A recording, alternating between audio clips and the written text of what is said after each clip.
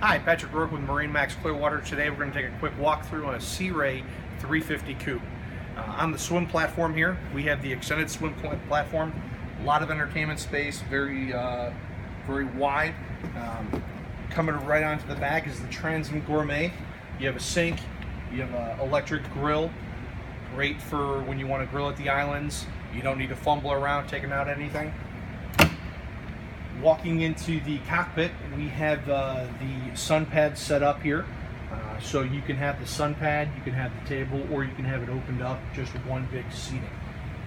We have a little ice chest here.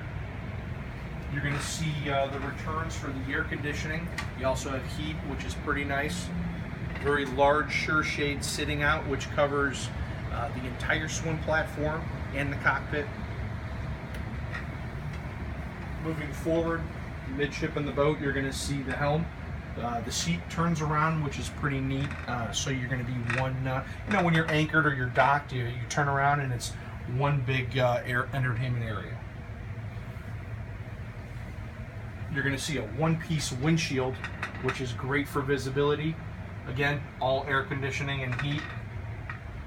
All rocker switches for the helm.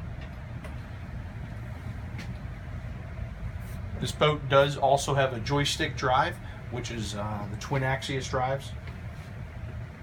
Moving forward into the cabin, first thing you're going to notice is the angled V-berth. A little bit more space it allows when we throw it on an angle. You're going to have a very nice salon sofa. It's actually, some people may say a dinette because it's reverse facing for the opposite side. So you have a fridge, twin stovetop, in the galley.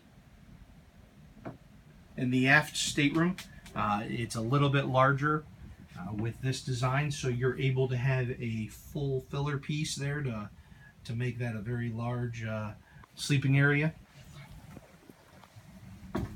Very nice pointed head here on the port side.